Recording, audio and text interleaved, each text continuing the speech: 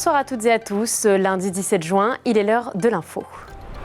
Mélanger histoire et Jeux Olympiques, c'est le pari qu'ont tenu les printemps de l'archéologie ce week-end à Saint-Dizier.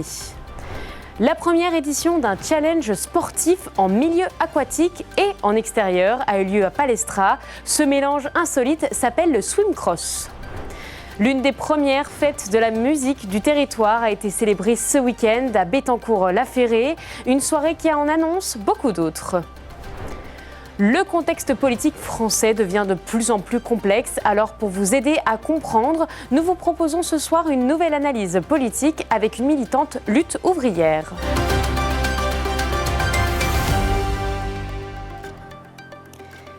Ça y est, les candidats officiels pour les législatives 2024 sont connus. Les listes sont tombées hier soir et ce matin, en Haute-Marne, 9 candidats se présentent pour les 2 circonscriptions. Pour le département de la Marne, il y a 27 candidats pour 5 circonscriptions. Et enfin, pour la Meuse, le département regroupe pour ces législatives 11 candidats pour les 2 circonscriptions. Il est maintenant l'heure pour vous de faire votre choix avant les élections du 30 juin.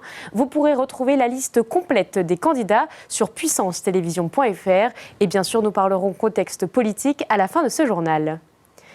Ce week-end, la 3e édition des printemps de l'archéologie s'est déroulée au stade Charles-Jaquin de Saint-Dizier.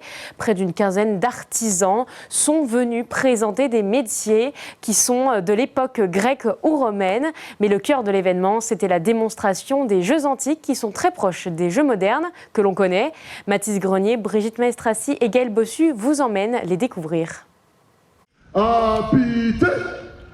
Du saut en longueur, du lancer de disque, du lancer de javelot, tout ressemble à une compétition d'athlétisme normale. Seule différence, nous sommes aujourd'hui en Grèce, en 776 avant Jésus-Christ. Alors forcément, en plus de la tenue, il y a quelques différences. Les sports antiques étaient pratiqués différemment des sports modernes. Le lancer du javelot qui se fait avec propulseur, le lancer du disque qui se fait sans faire de volte mais juste avec un demi-tour. Et c'est un disque qui a une forme complètement différente, il est plat par rapport au disque moderne qui est aérodynamique. Le saut qui se fait avec haltère, donc c'est un pentabond, donc 5 sauts enchaînés avec haltère qui vont et sans élan. Créée par l'association Archéolona, la 3e édition des Printemps de l'archéologie a eu lieu ce week-end à Saint-Dizier. Le but, faire découvrir le monde antique. Et en cette année olympique, le thème était tout trouvé. Il y a une troupe grecque, il y a une troupe romaine, il y a des troupes de différents pays, enfin coins de la France, et qui nous montrent vraiment ce que c'est que les sports antiques. Pourquoi les sports antiques, les jeux antiques ? Parce que tout simplement, on est l'année des Jeux Olympiques Paris 2024, et Saint-Dizier, en plus, est terre de jeu. Saint-Dizier va recevoir la flamme olympique, donc je pense que c'est d'une cohérence évidente. Un grand bond dans le passé, à la découverte de l'histoire qui a visiblement bien plu aux spectateurs. Alors, je trouvais ça super intéressant, notamment le fonctionnement du pentathlon antique, de comprendre les différentes épreuves et aussi surtout de comprendre le système d'élimination à cette époque où il n'y avait pas de classement premier, deuxième, troisième, mais vraiment ce qui était important c'était de gagner et donc de gagner ces 3 épreuves pour pouvoir éliminer les autres. En plus des différentes démonstrations sportives, une quinzaine d'artisans étaient également présents au village, l'occasion de mettre en lumière aussi les savoir-faire artisanaux de nos ancêtres.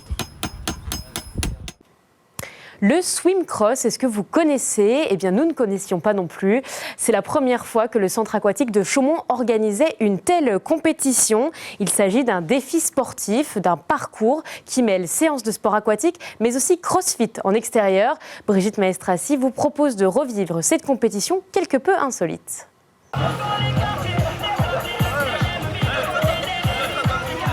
Il est l'heure pour ces challengers d'un jour de s'échauffer. Ce soir, ils sont 42 sportifs ou non à s'être lancé le défi de participer à la première édition du swim cross de Chaumont. Je suis content, je suis même excité, c'est la première fois que je fais un événement comme ça, du coup ça va être pas mal je pense.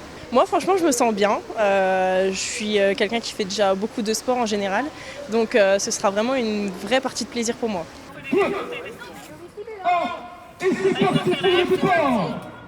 Le top départ est donné, ils ont 1 heure pour faire le plus de tours possible en passant par la vingtaine d'ateliers. Ouvert à tous, cet événement sportif inédit dans le centre aquatique mélange aquagym et crossfit. Je pense qu'ils ne savent pas vraiment à quoi ils vont être confrontés parce que des terriens ne sont pas forcément très à l'aise sur le milieu aquatique. On va avoir des gens qui devront monter sur une structure correctement, redescendre, aller sur de la profondeur, aller faire des obstacles sur la profondeur. Après, on a mis des tapis sur l'eau attachés à des lignes et ils vont devoir faire des squats, des pompes avec un basculement de l'eau, avec ce genre de choses.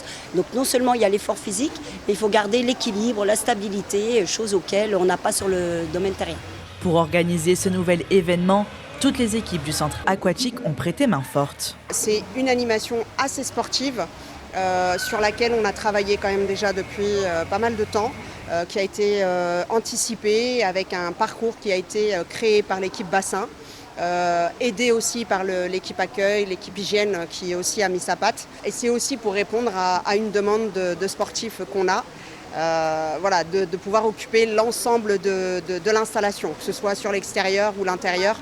Après 1 heure à nager, soulever des pneus ou faire de la corde à sauter, 3 gagnants vont être désignés. Après tous ces tours et cette heure intense, franchement c'était super bien, très intense. Ça nous a fallu beaucoup de renforcement musculaire et cardio et surtout aussi beaucoup de cohésion. Donc j'ai vraiment apprécié. C'était un peu varié, mais les épreuves dans l'eau étaient quand même un peu plus faciles. Le swim cross, c'est avant tout le dépassement de soi. Avec un tel succès, le centre aquatique prépare déjà la prochaine édition. C'est l'une des premières. La fête de la musique de Bettencourt-la-Ferrée s'est tenue ce samedi 15 juin. Au programme, concert bien sûr, mais aussi feux d'artifice. La soirée se voulait particulièrement conviviale, comme nous le montre Céline Moreau.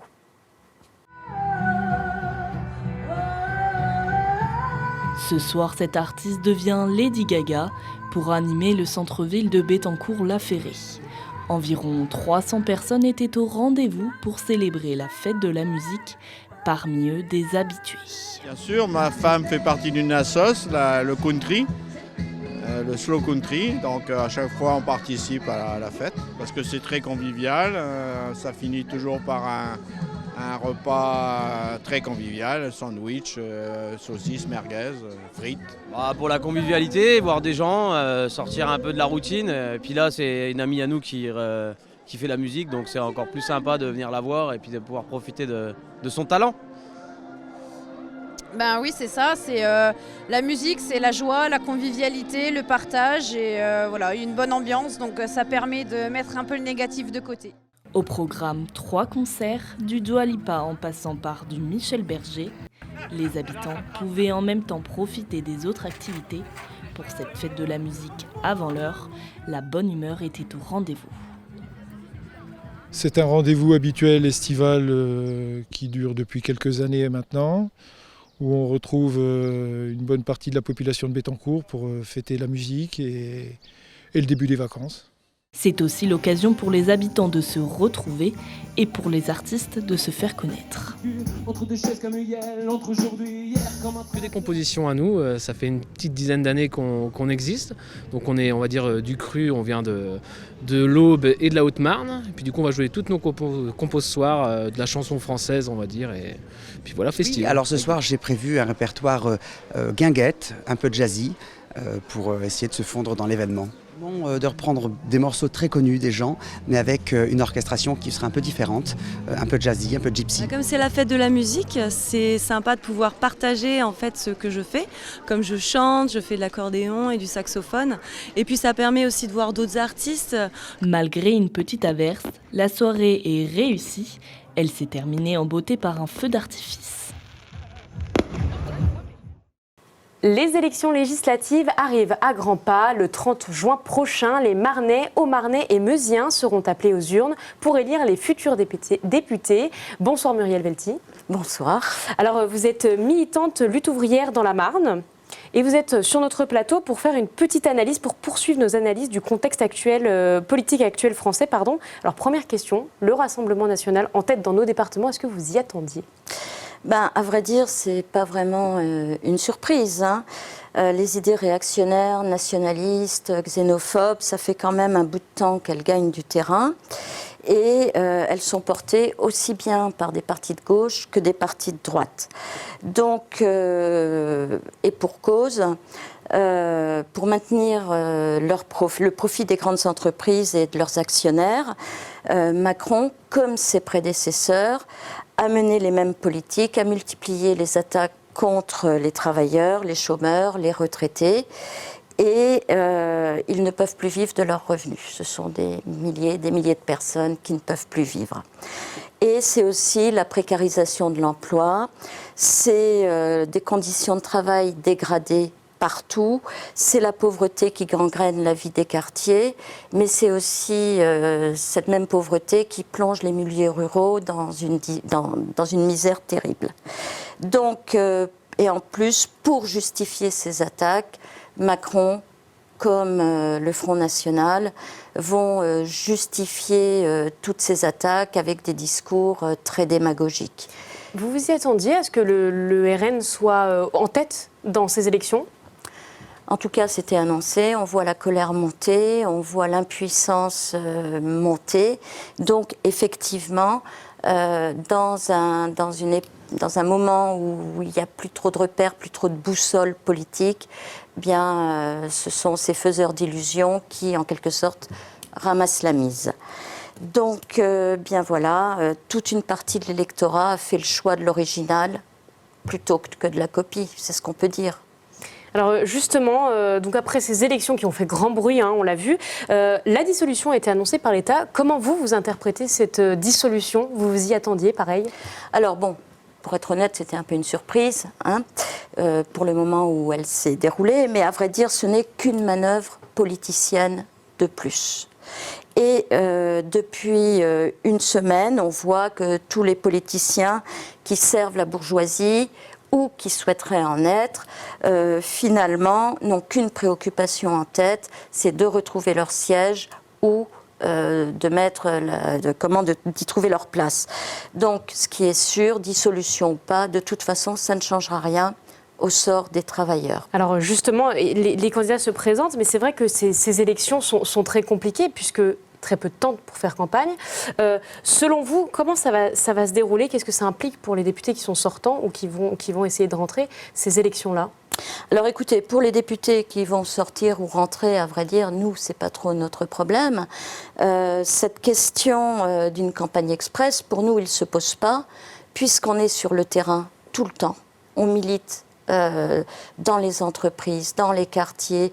Nos camarades militants sont infirmiers, sont ouvriers, sont éboueurs. Et c'est à longueur de temps qu'on défend nos idées. Donc, par conséquent, on n'a pas à voir d'où vient le vent pour s'adapter.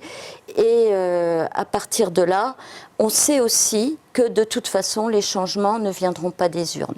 Alors justement, vous en parlez, en face, il y a quand même le RN qui prend beaucoup de points dans les statistiques. Cette alliance du nouveau Front populaire, vous vous y attendiez, pareil ? Est-ce que, selon vous, ça peut peut-être changer un petit peu la donne ? Alors, est-ce qu'on s'y attendait ? On n'est pas du tout surpris que des politiciens professionnels se réorganisent très très vite, fassent des alliances dont on peut quand même... disons, sur lesquels on peut se poser des questions quand on voit tout ce qui s'est passé sur la semaine écoulée. Donc ça, c'est pas une surprise. Par contre, nous, ce qu'on peut dire, c'est ce qu'on pense de ce Front populaire. Ce Front populaire, donc, il est mené par des partis qui se disent de gauche, dont le Parti socialiste. Et on sait combien le Parti socialiste, quand il a été au pouvoir, a joué lui aussi des attaques contre les travailleurs, à commencer par Mitterrand, qui a abrogé l'indexation des salaires sur l'inflation. Si je prends Hollande, c'est une promesse de revenir sur la réforme des retraites Sarkozy qui n'a pas été tenue. C'est les lois El Khomri qui ont encore plus précarisé le monde du travail. C'est lui qui a parlé de mettre la déchéance de nationalité en place. Donc ce qu'on sait de manière claire, c'est que parti de gauche ou parti de droite, et là en l'occurrence Front populaire, parti qui se disent du gauche, ils ont exactement la même mission, c'est servir le grand capital, servir la grande bourgeoisie, et que ça ne changera rien. Les attaques continueront sur les travailleurs et comme Bardella qui avant même d'être élu, élu entre guillemets, avant même d'avoir atteint son but, est déjà en train de dire qu'il revient sur la réforme des retraites, on n'a pas grand-chose à attendre d'autre des partis qui se disent de gauche.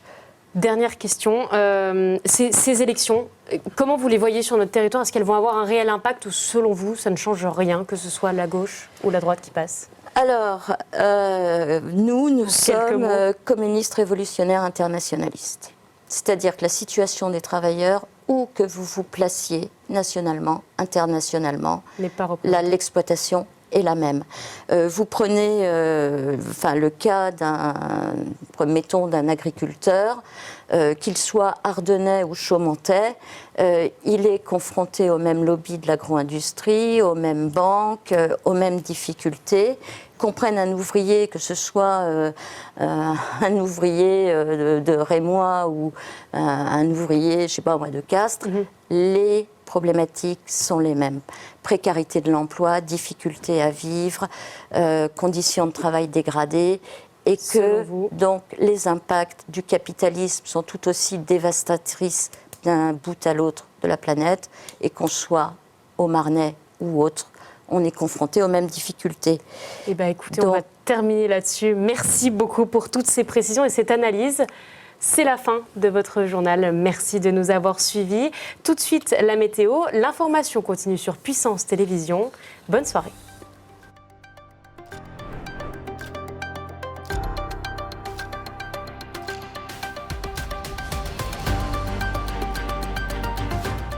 Toute l'actualité en continu à retrouver sur notre site internet et notre application mobile.